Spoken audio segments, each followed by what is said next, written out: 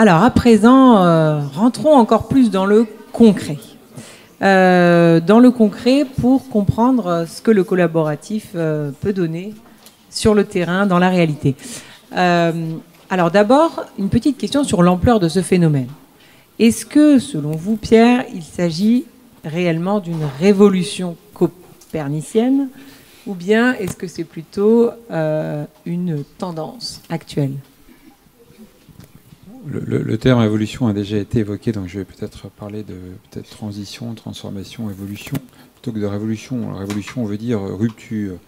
Il est difficile dans les entreprises et dans les organisations, auprès des communautés de salariés, de parler de révolution. C'est-à-dire qu'on arrête un temps, une époque, pour passer à autre chose. En fait, il faut passer d'une époque à une autre époque, et donc à cet égard, je parlerai davantage de transition. Pour autant, elle est absolument incontournable. La banque est en crise depuis maintenant 6 années. Depuis 2007-2008, la direction générale de mon groupe en 2009-2010 a décidé de matérialiser finalement le fait que nous avions à nous transformer, que le monde avait changé. Pour schématiser, la direction générale a décidé à travers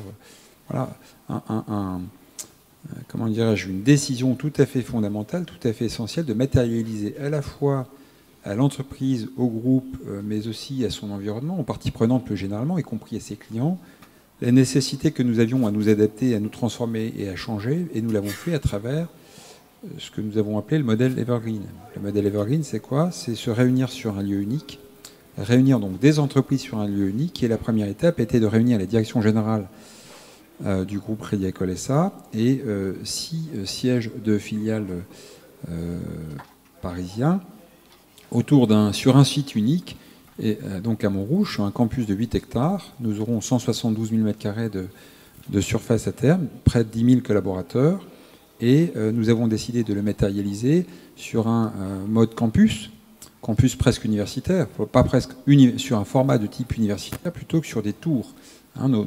Finalement, notre surface, c'est l'équivalent de 2 tours à la Défense, mais nous avons considéré que matérialiser l'installation sur un site campus transversal bas, en espace ouvert, était de nature à venir démontrer, la preuve est un des éléments de culture au sein du groupe, donc démontrer la transformation que nous devions vivre et l'apprentissage qu'il nous fallait faire.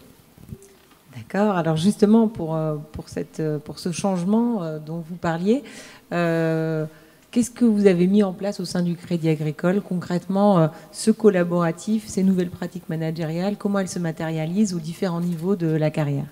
Alors, ce qui nous est apparu essentiel, c'est d'être alignés au regard de ce que nous annoncions en matière de stratégie. Donc, cet investissement était considérable, réunir près de 10 000 salariés sur un seul site.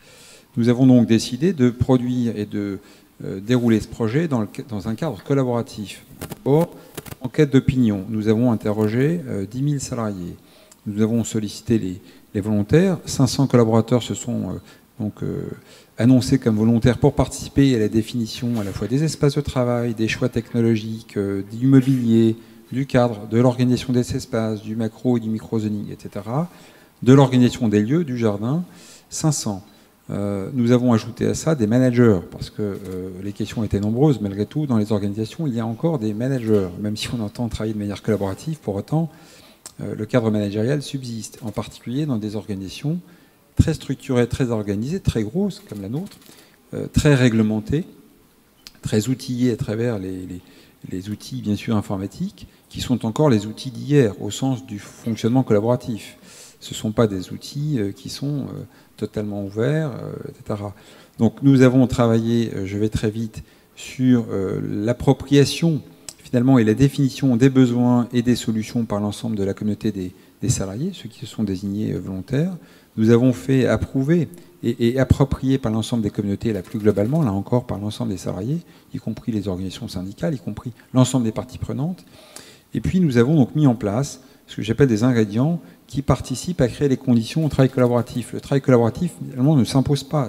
Nous ne pouvons pas être incantatoires à décider de travailler de manière collaborative. Ça se saurait, ça se ferait. Donc nous avons créé des conditions. Les conditions, c'est quoi? C'est d'abord des outils. Nous avons fait tomber les barrières hiérarchiques et les ordinateurs portables aujourd'hui ont été proposés à l'ensemble des collaborateurs dont les outils, en tout cas l'activité professionnelle, le lui permettait. y compris une assistante, y compris un collaborateur non cadre. Autrefois, les ordinateurs portables étaient attribués de façon hiérarchique. Ensuite, donc des outils. Je parle des ordinateurs, mais beaucoup d'autres choses, bien sûr. Bien sûr, du Wi-Fi et de la mobilité. Bien sûr, on peut être en collaboratif, y compris en télétravail, hein, bien entendu. Donc ensuite, des espaces, les lieux, des espaces ouverts, des espaces transparents. Un nombre limité de bureaux fermés, mais des lieux nombreux qui permettent le champ collaboratif. Un exemple, nous aurons à terme un peu plus de 60 lounges. Les lounges sont des espaces importants, entre 100 et 300 mètres carrés, donc des surfaces importantes que les équipes ont aménagées et qui sont des espaces qui finalement permettent de travailler dans un cadre différent. Alors, les équipes SI, les équipes informatiques avaient créé un espace avec des jeux, une kinette. Les équipes de com avaient créé un espace à New York avec des flippers, enfin peu importe, des sofas, des lieux qui permettent de travailler, y compris bien sûr des tables et des accès café, mais qui permet de travailler en faisant tomber une partie des barrières, une partie de ce qui participe, par exemple, à la contrainte culturelle. Et la contrainte culturelle, ça peut être le format hiérarchique, par exemple. Dans certaines organisations, il n'est pas si simple d'aller exprimer à son patron, à son manager, finalement d'autres façons d'imaginer l'organisation du travail, les processus, que sais-je encore. Quand vous changez de cadre, vous changez de représentation et donc vous avez capacité à vous exprimer différemment. Voilà, quelques exemples un peu simples, mais qui matérialisent effectivement ce que nous avons souhaité faire. Alors, merci justement pour ces exemples. Et quand on veut justement se dire le collaboratif, oui, non, concrètement, qu'est-ce qui a vraiment fonctionné? Quelles sont peut-être les limites et quelles sont au contraire les dimensions que vous voulez pousser, qui ont très bien marché, les résultats que vous avez pu déjà constater après quelques années? J'ai beaucoup apprécié les définitions qui étaient précisées tout à l'heure. C'est finalement rechercher des solutions en commun. Donc ceci permet effectivement, à travers le partage de bonnes pratiques, hein, les best practices, comme disent les anglo-saxons, l'échange, la recherche de solutions communes, l'accès à la connaissance, hors du silo. Il n'est pas rare que nous devions passer par 2 niveaux hiérarchiques pour accéder finalement au collègue qui est dans le bureau d'à côté ou à l'étage en dessous pour avoir la réponse à la question que nous nous posions. Le collaboratif permet ceci. Donc, ceci a permis l'ouverture, finalement, la transparence et les ingrédients que nous avons participé à créer ont permis de créer, ne serait-ce que sur la holding de Crédit Agricole SA, 2000 collaborateurs, plus de 100 communautés. Il existe aujourd'hui, de manière opérationnelle, plus de 100 communautés. Ces communautés donc, ont pour objectif de s'entraider et participent à créer cette capacité, finalement, des acteurs, des collaborateurs de l'ensemble des entreprises, enfin, de nos services, à trouver des solutions, à rechercher des solutions en se faisant aider et en aidant. Donc nous avons fait tomber ce premier cadre. Le deuxième élément, c'est effectivement de partager et de s'approprier finalement la représentation collective. Lorsqu'on est dans des formats plus silos, plus services, on ne voit pas de manière globale. Nous ne voyons pas la même chose, nous ne sommes pas assis au même endroit. C'est aussi simple que ça. En réalité, le collaboratif permet de finalement voir 360 degrés. Et puis enfin, ce qui fonctionne aussi, c'est globalement l'appropriation et l'alignement. Lorsqu'on est en format collaboratif, c'est infiniment plus efficace pour ensuite décliner et s'assurer qu'en granularité dans nos organisations, nous ayons capacité à déployer un rythme infiniment plus rapide que si nous le faisons dans un cadre hiérarchique. C'est aussi simple que ça. Alors, ce qui fonctionne moins bien, c'est la situation des managers intermédiaires qui perdent une partie de leur autorité, qui voient leur expertise plus tout à fait reconnue au niveau auquel elle se trouvait ou elle pouvait se trouver, parce que des solutions se trouvent sans eux, parce que les informations circulent beaucoup plus. Alors toutes les informations, les rumeurs, mais aussi la recherche, l'information qui se trouve être utile pour permettre d'opérer son activité quotidienne.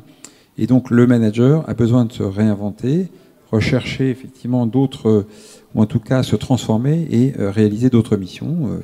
Les missions de type développement professionnel, développement de processus, amélioration de la capacité, lui aussi à créer les conditions qui permettent le fonctionnement collectif. Il n'est plus le seul détenteur de l'information, le seul détenteur de la connaissance ou le seul initiateur des plans d'action. D'accord, merci beaucoup. Peut-être en conclusion, en 1 minute, quelles seraient un peu les aspirations maintenant que vous auriez, vous, en tant que collaborateur du Crédit Agricole et en tant que DRH, sur ce thème de l'évolution du modèle managérial et du collaboratif? Nous menons dans quelques-unes de nos entreprises, et bientôt de manière collective, nous créons, disons, un baromètre, ceci existe déjà dans un certain nombre d'entités, qui est un baromètre que nous avons appelé l'IER, l'indice d'engagement des collaborateurs. Comme nous avons un indice qui permet d'évaluer la satisfaction de nos clients. Ceci est important. Hein, quelqu'un disait employee first, et voilà, et vous le connaissez. Hein, donc l'appropriation et la compréhension qu'ont nos salariés de, comment dirais-je, ce qu'est à la fois la stratégie, les actions à conduire, les priorités, etc. Tout ceci est déterminant. Il y a 4 ingrédients que nous constatons dans notre index, dans notre analyse baromètre, pour dire les choses de manière schématique, c'est que à partir du moment où vous partagez la vision, vous avez compris ce qu'était l'objectif global finalement. À partir du moment où vous êtes dans une équipe et que vous avez une part de responsabilité propre et que vous avez capacité à voir ce qu'est votre contribution propre. À partir du moment où vous êtes, les anglo-saxons appellent ça le reward, vous êtes reconnu par l'organisation, par votre communauté, par vos managers, mais pas seulement, la communauté elle-même, reconnu dans votre contribution. Et qu'enfin, tout ceci se fait dans un cadre qui crée chez vous du plaisir, de la satisfaction, eh bien, vous avez infiniment plus de chances, en tout cas, d'être engagé, donc contributeur, innovant, et de participer à la réalisation collective. Voilà, donc, moi, mon enjeu, il est là, c'est que notre niveau, globalement, d'engagement pour l'ensemble de la communauté des salariés du groupe Crédit Agricole SA et du groupe dans son ensemble, eh bien, finalement, qu'elle puisse s'approprier et reconnaître ces ingrédients et donc contribuer à la performance du groupe et à la satisfaction de nos clients. Merci beaucoup. Je crois qu'on peut applaudir Pierre.